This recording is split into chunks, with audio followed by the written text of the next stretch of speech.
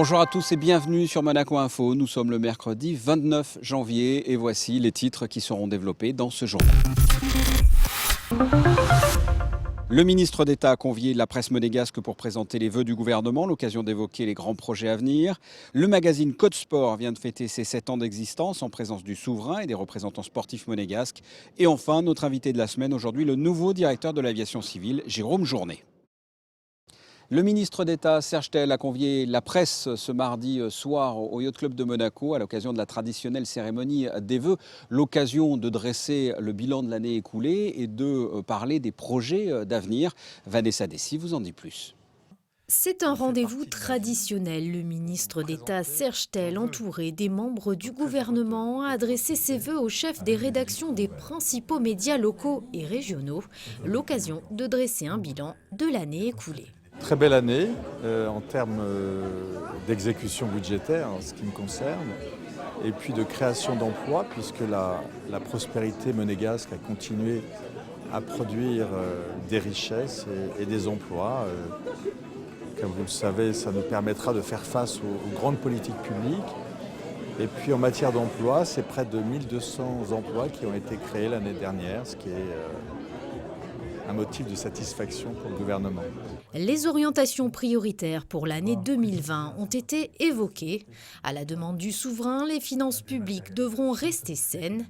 Différentes mesures seront prises sur la mobilité, avec notamment un développement plus important de Monabike et un test de gratuité pour les bus. Sur le plan logement, le déploiement se poursuit avec de grandes opérations. Tout d'abord, Grand Ida qui proposera 140 logements et Palais Honora de 70 appartements livrés à horizon 2023. Et la transition numérique est bien évidemment toujours au cœur des préoccupations du gouvernement princier. Cette transition numérique qui nous permettra de ne plus avoir de bulletin de paye, en tous les cas pour les sociétés qui souhaiteront y passer, à continuer à développer le télétravail qui est un élément important de notre politique de mobilité sur l'accès et la sortie en principauté. Tous les enfants seront exposés à des cours de coding, c'est très important, de 3 ans à 18 ans. Toujours dans le numérique, la recherche de nouveaux emplois, la création de nouvelles sociétés avec le développement de nos start-up auxquelles nous croyons beaucoup.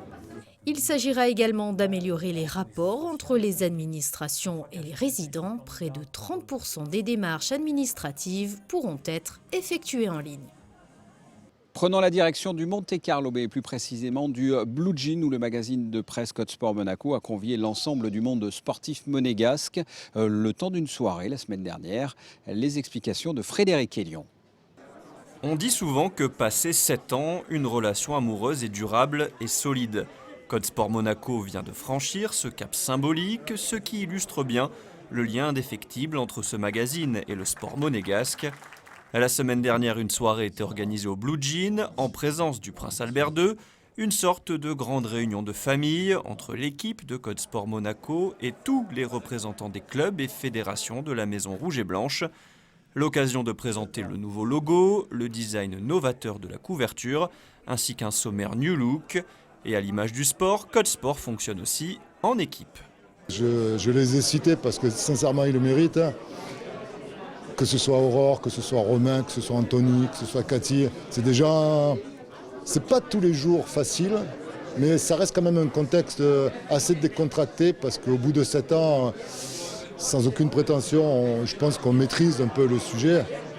Mais c'est des gens qui se donnent à fond et quand on travaille avec des gens qui se donnent à fond, généralement, on a des résultats qui sont corrects, plus que corrects. Le local, c'est 80% de notre rédactionnel.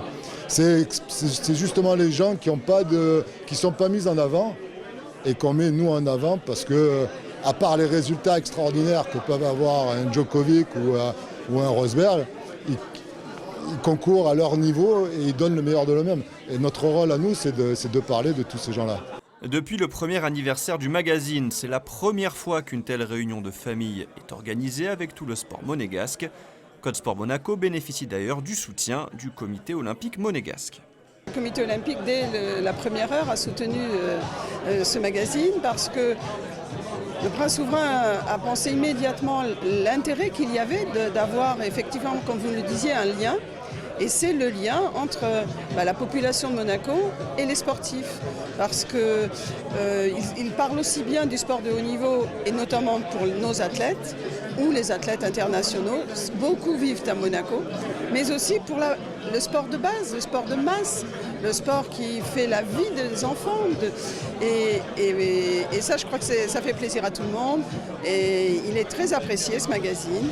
Le magazine est d'ailleurs envoyé régulièrement au Comité olympique international pour que le CIO puisse se rendre compte du rôle social que joue Codesport Monaco en principauté. Le reste de l'actualité, c'est aussi en bref et en images.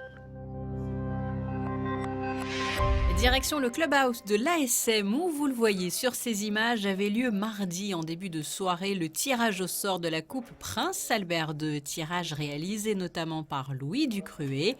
Les équipes qui souhaitent s'affronter autour du ballon rond sont très diverses. Barclays, Université internationale de Monaco, Monaco Digital, nous suivrons bien sûr le parcours des équipes pour vous.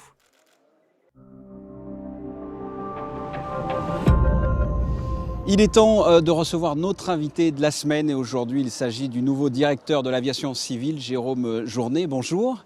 Bonjour. Quel est le rôle, pour que les téléspectateurs comprennent bien, le rôle concret d'un directeur de l'aviation civile ici en Principauté ? Alors, un directeur de l'aviation civile, donc ça s'occupe de l'ensemble des activités évidemment inhérentes à l'aviation civile. Alors la première, la plus évidente, celle qui nous saute aux yeux, c'est l'activité d'exploitation de l'héliport, qui inclut l'ensemble des activités qui permettent de faire fonctionner l'héliport. Ça veut dire les contrôleurs aériens qu'on peut voir là, mais aussi les pompiers, les personnels qui vont assurer la sécurité, et puis donc aussi d'avoir également une activité de surveillance des opérateurs qui opèrent sur cet héliport, que sont donc les compagnies aériennes, donc compagnies aériennes monégasques, mais également étrangères. Et puis et également donc un rôle de participation au sein des instances internationales qui vont édicter la réglementation, qui vont édicter un certain nombre de choses sur l'aviation civile, donc qui sont à la fois des organisations européennes, internationales, la plus emblématique étant l'OACI, l'Organisation de l'aviation civile internationale. Pourquoi l'aviation ? Qu'est-ce qui vous a amené dans cette direction-là ?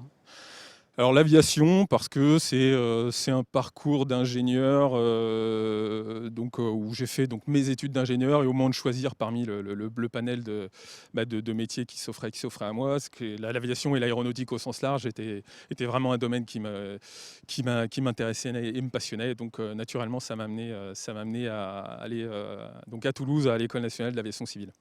Là, on revient sur Monaco, à l'héliport, là où nous sommes. En quelques chiffres, l'aviation civile à Monaco, qu'est-ce que l'on peut dire ? Combien d'hélicoptères par an ? Quels sont les chiffres que vous avez ?